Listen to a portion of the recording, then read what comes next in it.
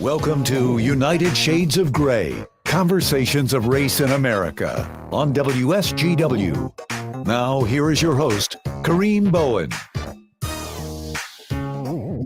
Good evening, everyone that's listening. We are so glad to have you. This is Kareem Bowen with another edition of United Shades of Gray, Conversations of Race in America. I am here in the studio with the producer that makes it all happen, John B. What's going on, John? Hello. Not much. All right. And also we have in the stream, those of you watching via social media, we have my co-host, Mark Bassett. Mark, what's going on out there?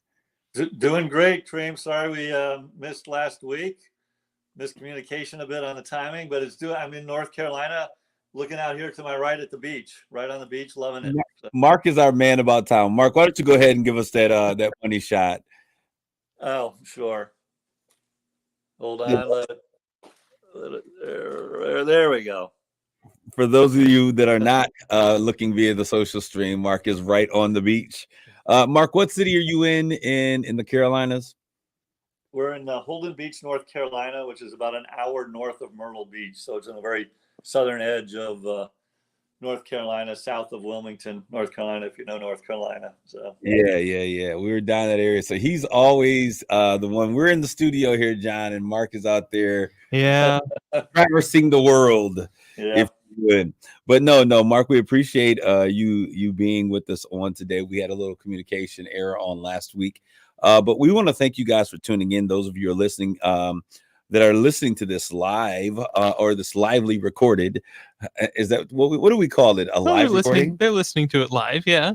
But the social media stream is listening to it live. That's right. But people that are going to hear this are listening to a live recording? Yeah.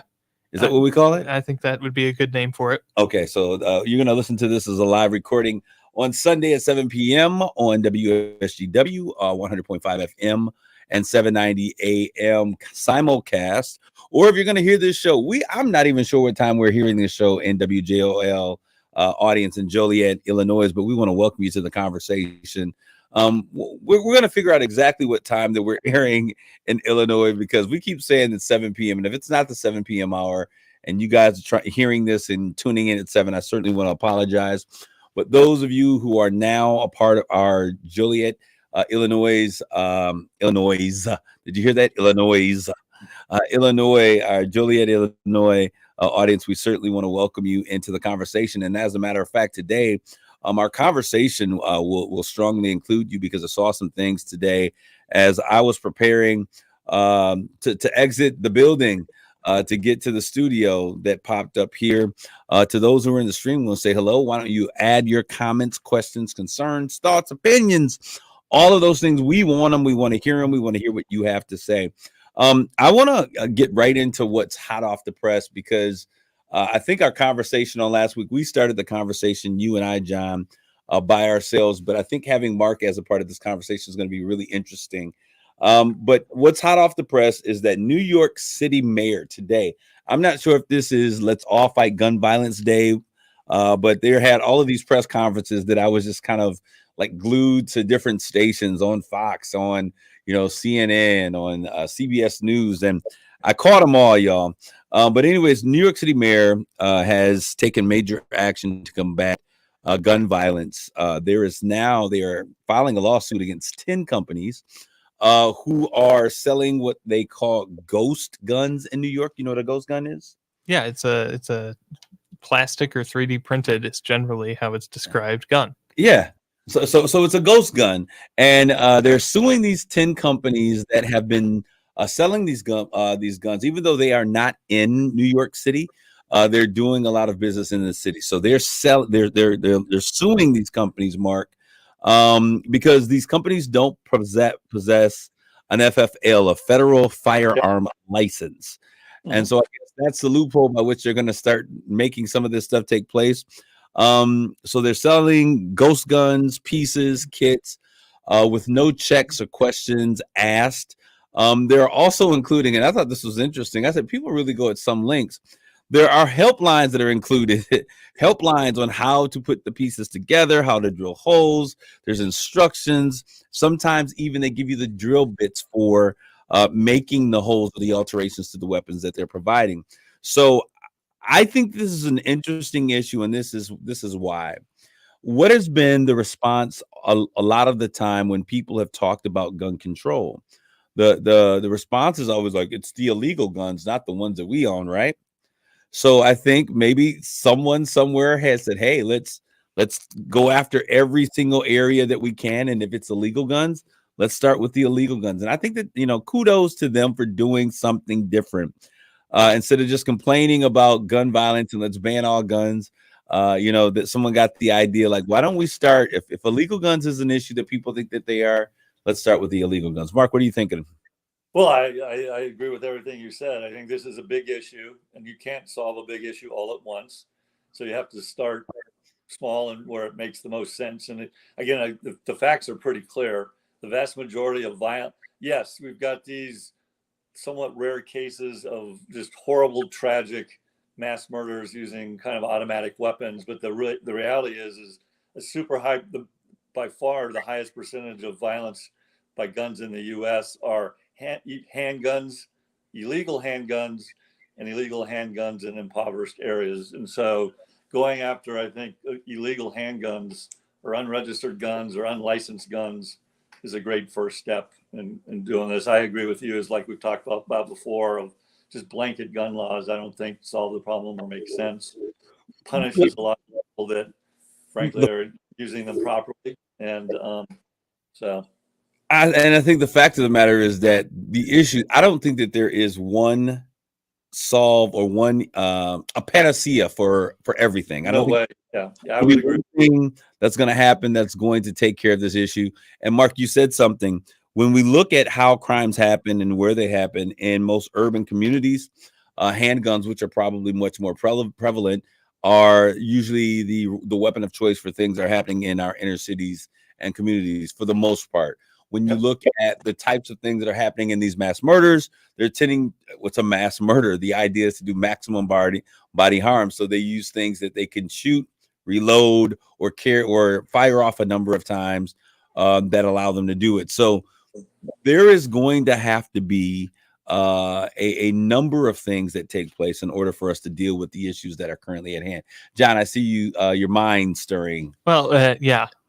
What do you define as a mass shooting? Because mass shootings are, a lot of people define them as 4 and up, four Yep. killed and up.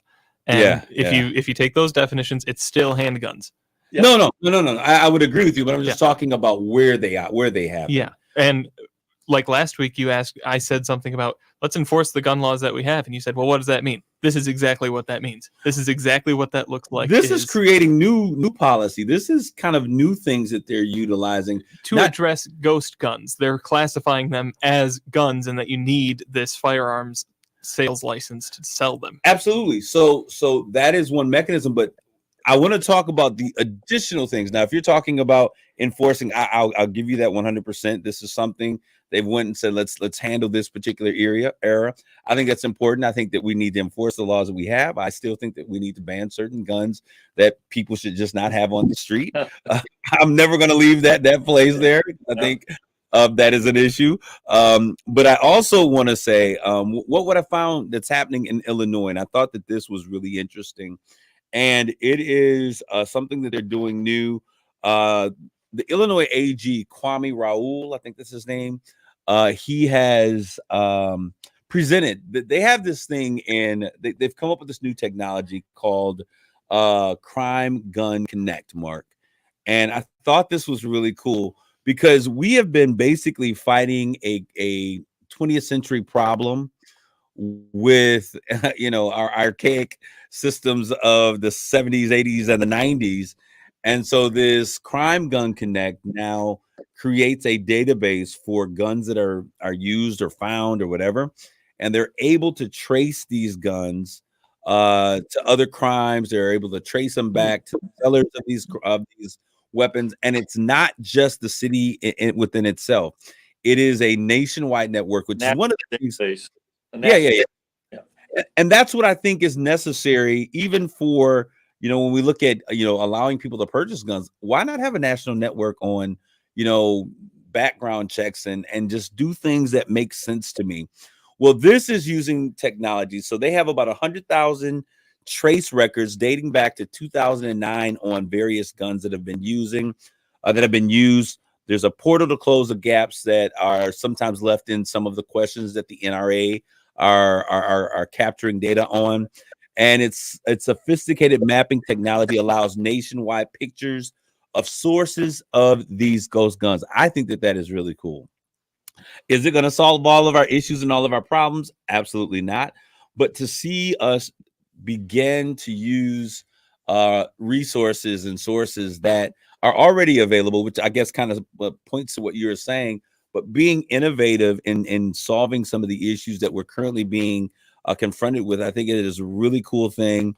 And to see us take this 20th century nightmare that we're dealing with and really confront it with technology and innovation is really cool. There was something that was called, I can't remember what they call it, where they could trace where guns were being fired, directions of guns. Do you know what I'm talking about? I've heard of systems that use multiple microphones to triangulate gunfire positions, but I haven't heard of any that are exceptionally accurate or really put into use at all. Well, what's interesting is have you ever Googled your neighborhood or maybe even Googled your home or your street and noticed that there's cameras that capture imagery from your neighborhoods? One of the things that I would really love to see happen is that we begin to use that type of technology where guns fire off and they hear these things, but then they're also able to go back and say, hey, we saw something fire from this area. Let's pull up this camera imagery of this area. Now, I knew you were going to say that part. Come on, I knew you were going to. Are we going to say this? But I think that we've come to a place, and I'm not about saying Big Brother, but I think that the community should have the right to say, listen, law enforcement can come in and say, look, this is where we think that this gun was fired. The community then gives, say, okay, we want to give you permission to go ahead. Look at they're looking at you anyways. Let's be real. We're having conversations right now. And if your phone is on, your phone is recording what's happening. And they say to better serve your search engine. Big Brother is everywhere. If you think they're not listening and seeing you, Mark, they knew you were in South Carolina, North Carolina before you got there, buddy. Yeah, well, if I have my cell phone with me, I watch these crime shows. That's the first thing the police go to. It's like, absolutely, your cell phone. Where's your GPS pinging from? So. And so people that often is the thing that catches a lot of people. Yep. So let's just be honest about this. Any technology that they put on television is usually about 20 years behind. I remember watching Enemy of the State. When was Enemy of the State out? Like the 90s or the late 80s, 90s or something? Will Smith, Enemy of the State. Well, when I saw that movie, I fell in love with the movie, that they were like pinging his cell phone from all of these towers, listening to his conversation. And there was nothing he could do to get away from it. Well, flash forward when they find Osama bin Laden in a hole in the middle of the desert, 12 feet down, they're saying, hey, this technology has been around forever. This is nothing new. One of my favorite shows that kind of deals with that is a show called Person of Interest. I don't know if you've heard of it. Yes. It's an amazing show. I've seen it. I've watched through it multiple times, but it deals with that exact kind of thing. The Big Brother. When Mark was saying Big Brother, I'm just thinking through scenes from Person of Interest. I knew he was going to say that. That's the thing about it. I was like, Mark is like Big Brother. I mean, the fact of the matter is you're right. But our privacy rights are being violated every which way and loose. They're making all kinds of rules and exceptions to rules as to why they need to hear this and why they need to know this. But I just think that it's inevitable. And so if we're going to use it to spy on good standing neighbors, why not use it to figure out who's committing crimes in the community as well? You want to know the scary part? I bet they know. I bet they have that information, but they won't act on it. Well, you know what they were saying was that there's a ton of information, and I cannot confirm or deny this. So allegedly, there is a ton of information that has happened that is being held by the NRA in terms of information on weapons that have been used in different areas that has not been released. And because it's not a mandate for them to do so, they haven't done so. And I believe that there's a lot that we have out there, man, there's just so much information. You don't have enough time and energy to go through all the information that's collected when you start thinking about it. That's true. I'll say this, Mark. The federal government is now holding briefings on UFOs, unidentified flying objects.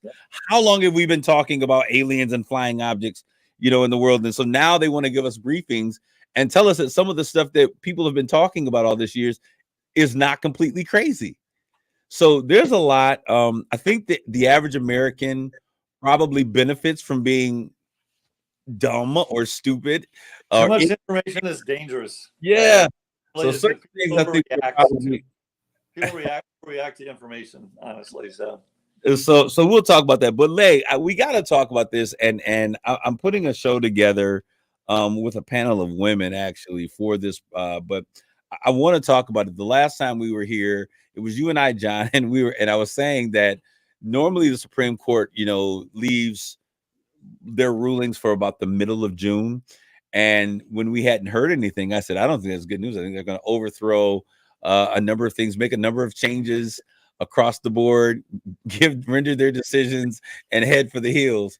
And it appears, the next day or a day after, they came down, really just kind of overturning Roe versus Wade, which is a huge decision in our nation. Has been met with tons of protests. I was looking and talking with friends in Chicago, and they were just talking about how the streets were filled with protesters. Okay. What do you guys think this means for our nation? What does it mean for healthcare, the health of women in America? And does this make abortions go away? No, it does not make abortions go away. The last question's easy. Yeah, again, what they really decided is it's not a constitutional right, and then it's up to states to decide what they think. So that's what they really decided. And so I'm guessing there will be states that outlaw abortions and states that will have abortions. And so, and then I'm sure as there will be illegal abortions. There's also, in other countries of the world, pills and things that you can take to induce abortion. So I think, the last question is the easiest to answer. So the other one is much tougher to answer. So. Okay, so if it doesn't stop abortions, but really puts on, and this is three men having a conversation about something we probably shouldn't even be talking about.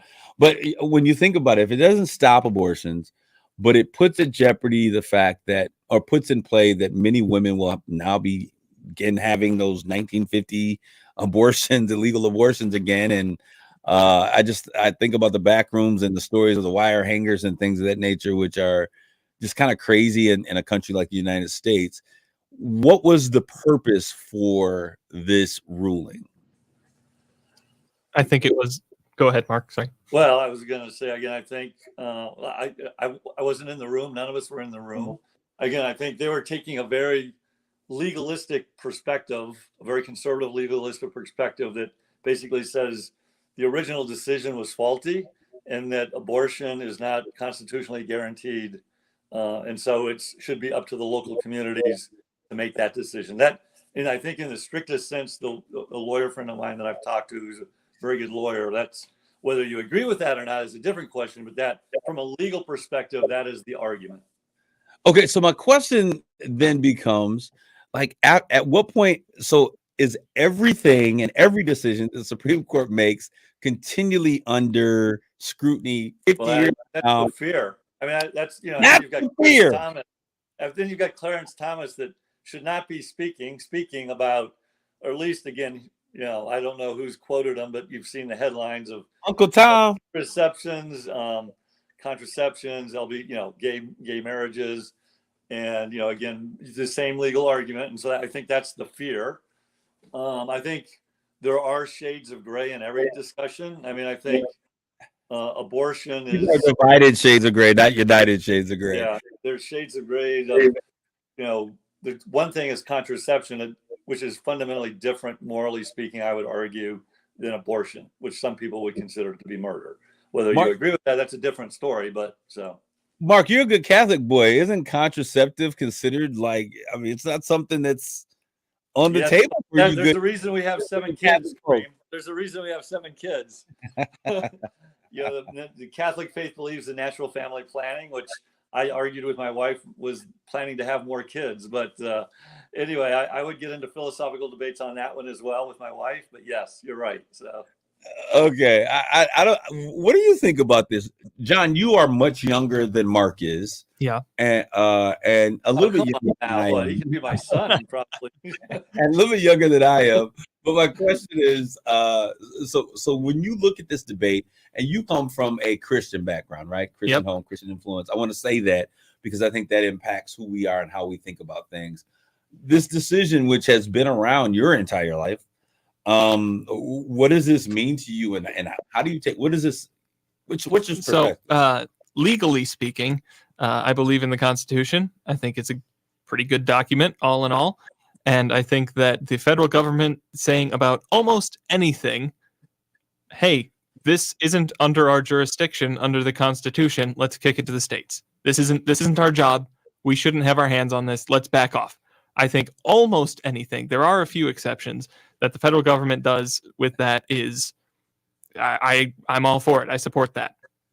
Morally speaking, and again, my opinion on this will be discredited because of my sex, but I have no other way to preface this. I think it's contraception is certainly on the table. I'm similar to Mark. Is that no? I wouldn't use it. No, I'm not. That's not me. When you say use it, you mean contraceptive or abortion? Either one. Okay. But it's just kind of one of those. Yeah, that's a choice you can make that isn't going to end a life. Abortion is a choice that you can make that will end a life. And personally, this is just my opinion. I think that's morally wrong. But as we have things set up here in the United States, the justices were not making that decision based on their faith. They weren't making it based on their morals. They were making it based on what does the Constitution say our authority is as the federal government. I disagree with that right there. Okay. I think that they used what they could to overturn the decision, but I think that this is a faith walk. And I think that when you look at what introduced this question or this issue to the discussion that really revived this whole push of overturning this was the fact that there was an appeal by a particular candidate, number 45, to the evangelicals to say, hey, I'm going to support your efforts and your feelings of overthrowing this. And it was a faith walk. It was a push to gain a certain population of individuals who otherwise, if they were thinking morally about grabbing women by their vaginal areas and I just kiss them and do whatever I want, would not normally agree with that particular candidate. So I think that this was about that. Now, I'll tell you this as a personal belief, and I've said this to you a million times, Mark, I am not for abortion, but I can't have an abortion, so it really doesn't matter. But what I would not want is for a group of women to tell me as a man that I had to have a vasectomy or I cannot have a vasectomy if I did not want to have one as a measure of me having a means by protecting myself against birth that I did not want. So I think that it's very important for us to understand that, first of all. Secondly, I think that this is, to me, I think it's the most hypocritical thing because the same people, as I said before, that were fighting for rights over their bodies as it related to we shouldn't be forced to do anything with our bodies. The government, the Constitution doesn't have a right to tell us what to do as it relates to vaccinations, are the same thing that are telling women to do the same thing. Yeah. I think there's a subtle difference, if I could, Kareem, though. Again, we've had this discussion before, and people. Your position is going to be that there is no life at stake. Yeah, exactly. I mean, a fetus, baby, that is a separate, distinct life than something else. And now you can debate, like, okay, is that a human? Is that a life or not? I think that's the fundamental debate. I just don't believe that magically at 3 months it becomes a person. I just don't believe that. And I would agree with that. I believe that conception is the beginning of life. But I think at the end of the day, Jesus went about teaching, giving the rules, giving the law, giving the option, and challenge people to make the choice. We're going to be back after this commercial break. We'll be back real soon with more of United Shades of Gray.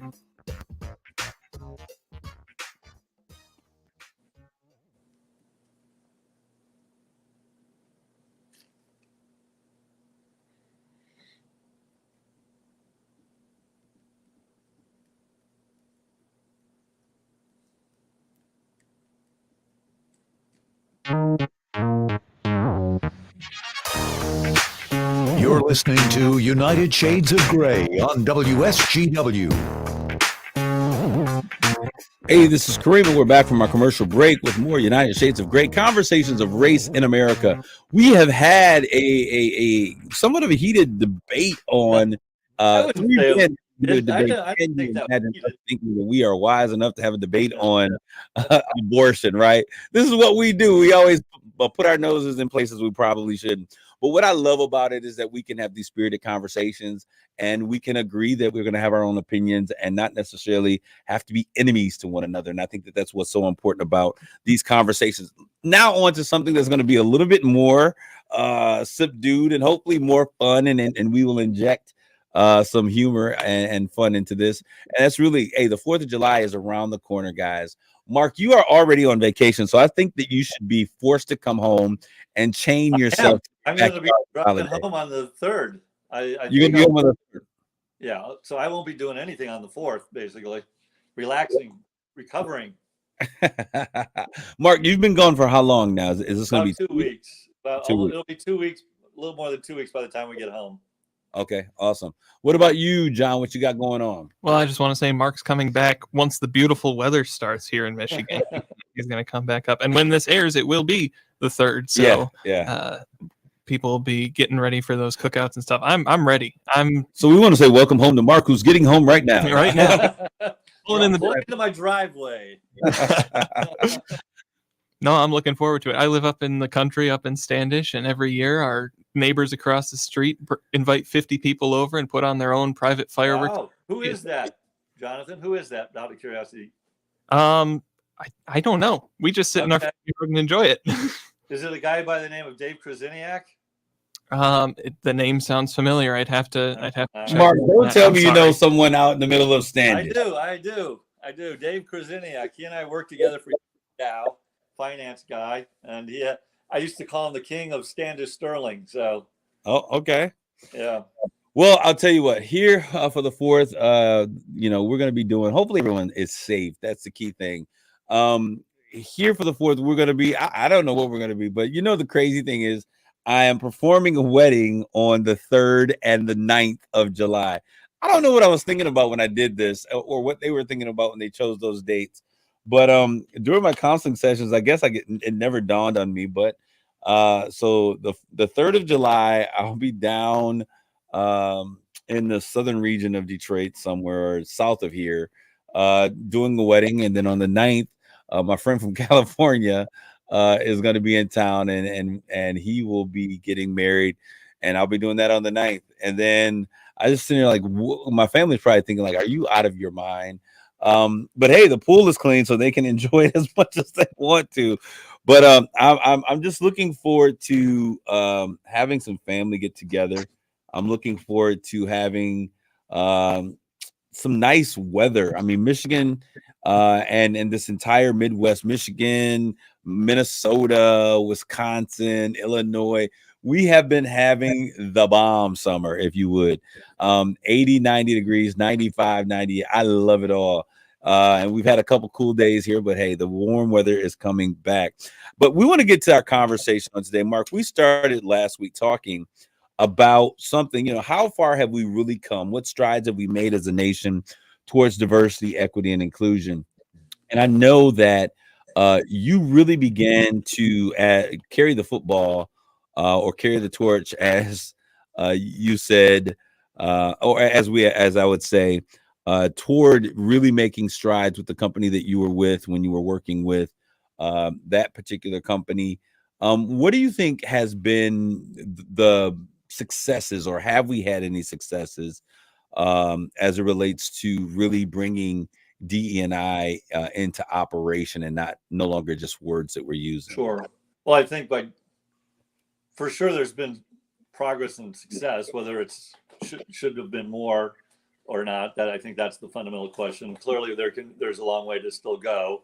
When you have a long journey like this, I tend to, and you get frustrated that you're not where you'd like to be.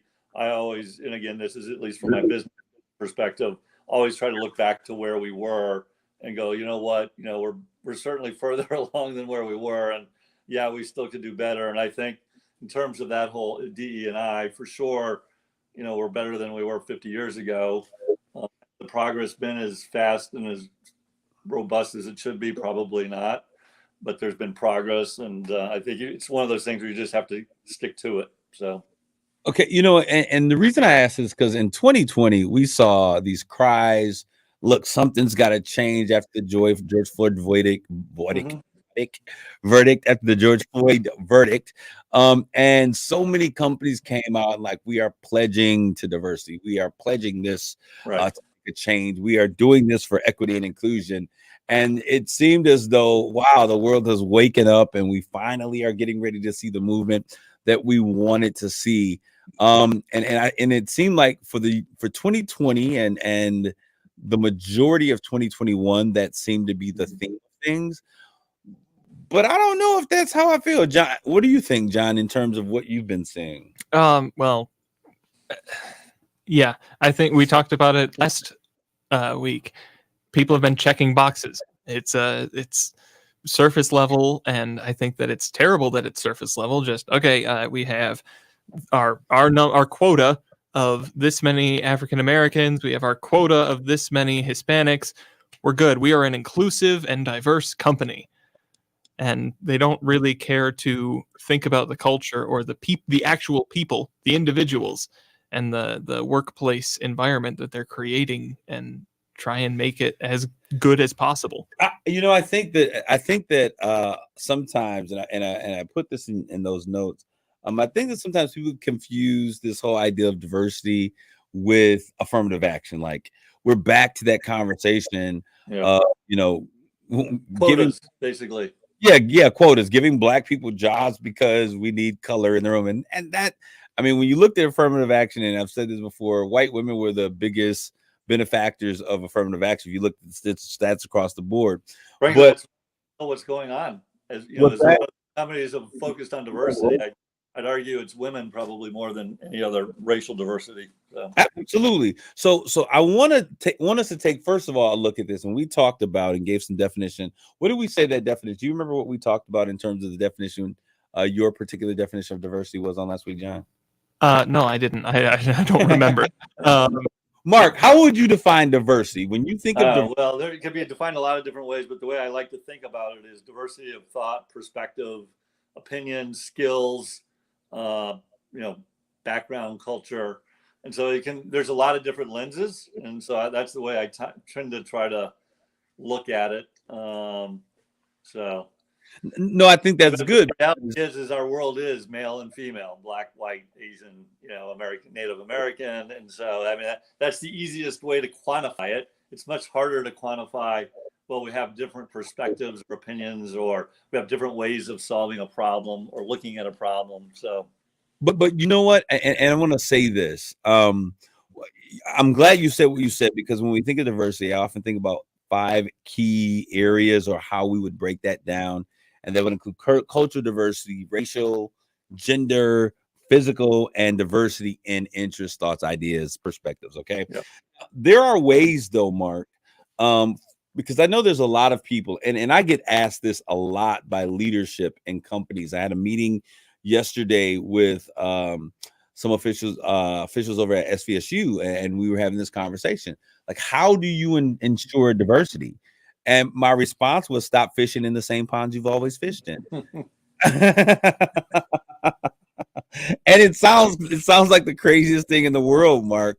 But the reality of it is, in spaces, and this goes across the board, we tend to look in the areas of where you're familiar, and where I've worked at 3 large companies, and where do people recruit? For professionals anyway, they recruit at the schools they came. Someone went to, I'm gonna make it up, Michigan. Hey, I want to go. That's high enough in the company. They go, hey, I want to go back to my alma mater and recruit at Michigan. I mean, that's exactly how it happens. And then, then they'll kind of try to whittle it down, and they'll look at how long do we retain people from Michigan versus, say, Ohio State and then they'll whittle it down, and then it kind of grows again. But that's exactly how they do it. And frankly, that's like when I was in Hemlock. One of the reasons I wanted to try to do a better job of engaging the community in the city of Saginaw versus the communities of Hemlock and Thomas Township, et cetera, because that's where our historic population of at least hourly workers had come from.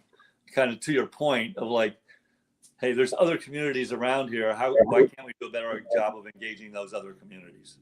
And I think that we often deal with people who make us feel comfortable. Like, when we think about our work environment, we want our work environment to be a certain kind of way. So John, Mark, and I, when we're here in the studio, we have a certain kind of dynamic that we operate in. And I could imagine if someone else were to come in, our first thought would be like, how are they fitting into our system? And their success or their continuation of being in here would be how well do we feel about them being in our space? It's like a team. So is this good person a good teammate or not? So, and people naturally want to hang with people that are similar with them. Like, again, I went to Notre Dame, 95% white when I went back in the early 80s. And, again, all of the black students tended to hang together at the cafeteria with other black students. A lot of the Asian students would hang together. It's human nature to try to hang with people you're most familiar with and comfortable with, especially if you're a minority a small minority in a big group. Well, I don't say it's. I think the works the same way, because when I look at it, it's funny how many times I go into what I refer to as white spaces, and I have no problem operating in white spaces because I've been confronted with being the only black in most places that I've been my entire life. We look at, I grew up in Carlton, which had some racial diversity to some degree here. But I was the only black, that was on the National Honor Society. I was the only black. You grew up having to deal with that, so you're comfortable. But if you were, again, and I'm just saying what I observed at Notre Dame, like all the black students kind of hung together at the cafeteria.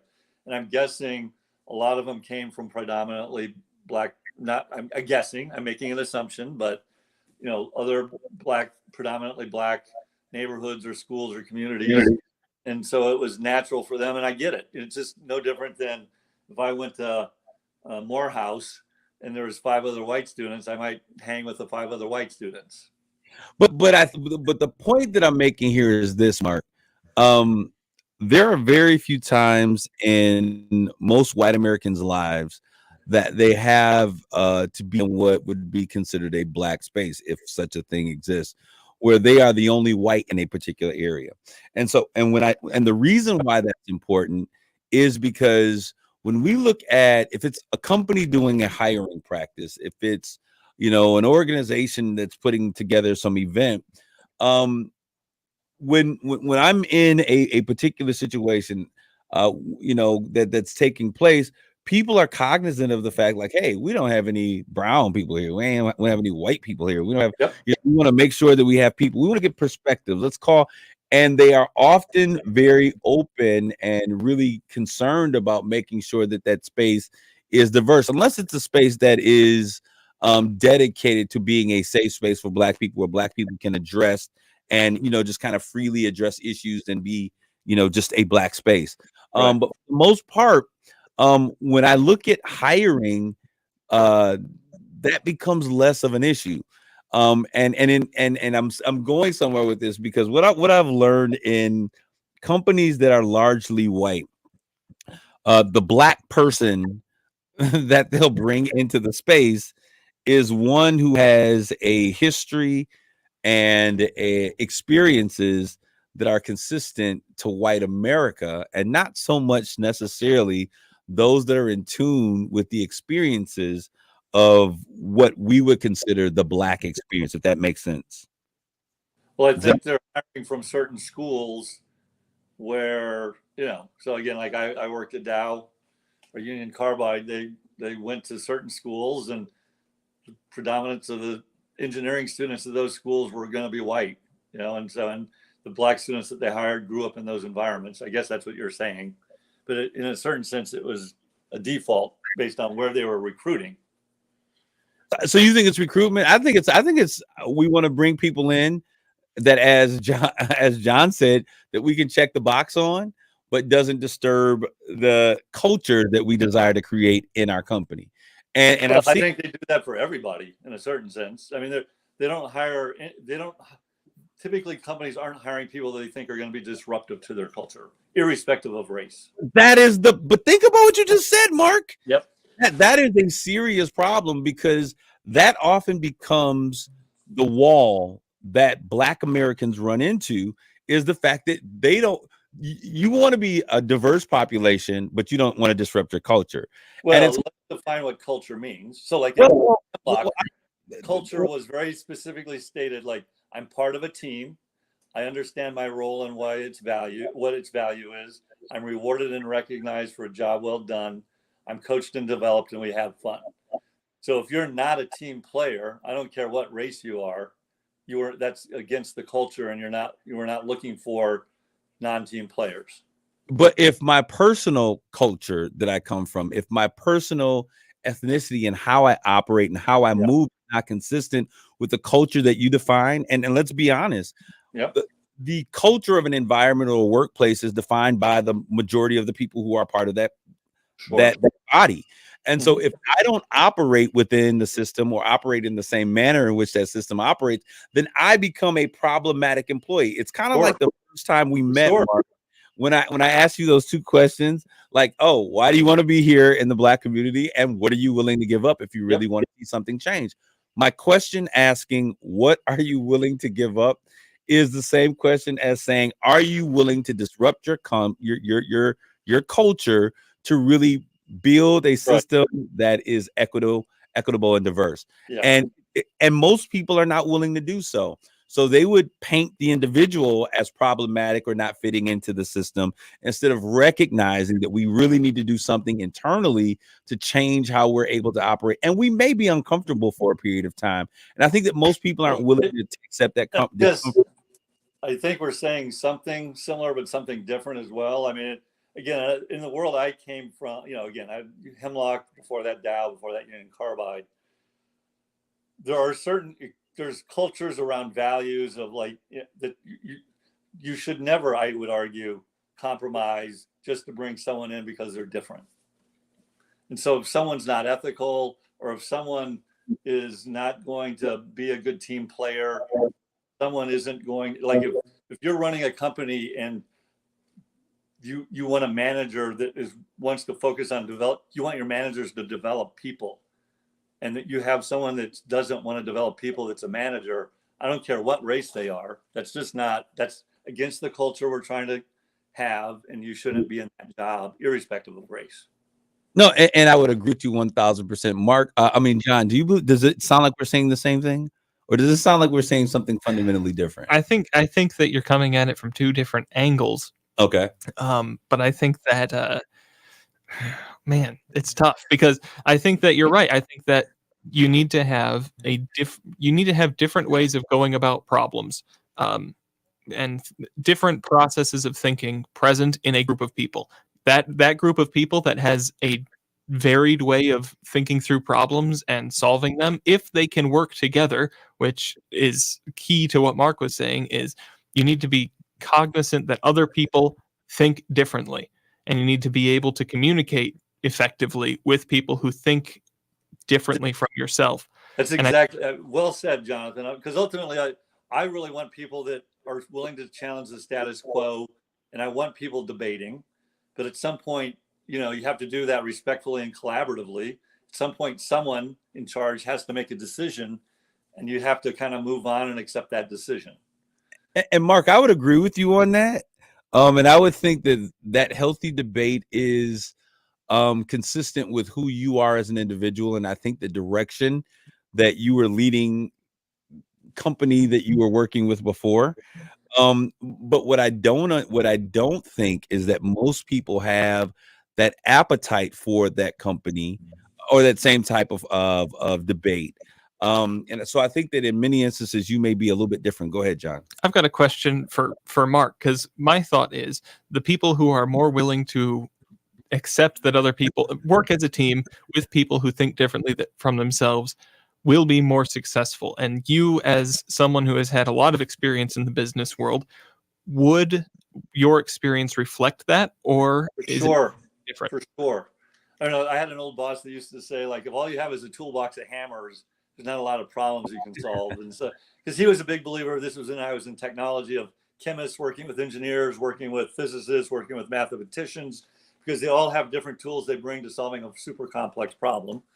And I just think that that's how you end up in every exceptional team I've ever been on. There's always creative tension, but there's a respect and admiration for each other. And you always end up with a better answer. Always. I think that's the power of diversity. Yes. I think that's ultimately the power of diversity.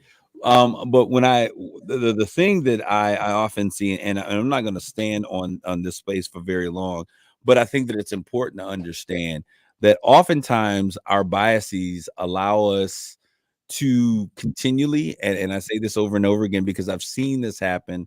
We fish in a pond of relativity. What is relative to who we are? How do we feel? What makes us feel comfortable? And I see the same thing, whether that person be black or white. They're people who are, I think, fundamentally in many ways the same. And so when we say we're going to bring in and make this, diversity and inclusion, and we take a time like understanding that black people have the potential to have different experiences that we have. We have to also understand that black people are not a monolith, and though they may be tan and a brother on in terms of their skin color, they in terms of their consistency and their experiences is not consistent. Yep. We've had that experience before, Mark, and I often say that I operate differently. I'll say that about someone. I operate differently than the way that they operate. Why? Because I'm a grassroots community-based individual. So I want to make sure that whatever impact that I make for my community, it is something that is going to change the direction and the trajectory and opportunity for my community and not for me as an individual. And I think that is a very different type of understanding as opposed to someone who may be black, that has had the same suburban experience, that was raised in this area. Because I've seen people try to bring in white women as diversity officers and thinking like, well, this is diversity. And it is, I'm like, that's offensive. That's not diversity. Wait a minute. You're going to offend the women on this show, Kareem. Well, no, I'm not trying to be. I'm just saying that when we talk about that, because I never believed that white women have truly been, and people get mad if they want to, plagued by lack of opportunity, because whatever opportunity their white husband has had or whatever, he's brought that back to the dinner table. Now, has there been issues where women have been excluded and isolated from opportunity? Absolutely, yes. And I lean in for women every step of the way. I ask people all the time, and we've had this conversation, Mark, about the WNBA. I'm like, I'm like, they're not bringing in the money. And if it comes down to money, then and bottom lines, then we'll never have an equitable society. So sometimes we have to. Society is not. I mean, this is a different topic, but this isn't a socialistic society, and so capitalistic. You are rewarded based on what value you deliver, and ultimately, like basketball or any sports league, is a league based on revenue generation. No, and I agree with you, and that's why when we look at leagues like the NBA, they are more equitable as it relates to black people, because they understand that their real potential and their value comes from Black America. Unlike other entities who have to be forced to recognize that unless there are some changes, that there will be repercussions. And so we are now hearing we're running out of time as usual. Mark, I want to thank you. I can't wait till you get back home. Mark, give us a shout out. You got 15 seconds. What do you want to say? Oh, just great discussion as always, and just looking forward to getting back into the studio with you. Hey, we got to get married. Happy 4th of July, everybody. So. Happy 4th of July to you as well, Mark. We got John and I here in this hot, humid weather. I can't wait. I love every bit of it. I hope you guys have an amazing 4th of July weekend. Please be safe. Be careful. Take care of yourselves and those around you. Bless each and every one of you. God bless you. Grace and peace.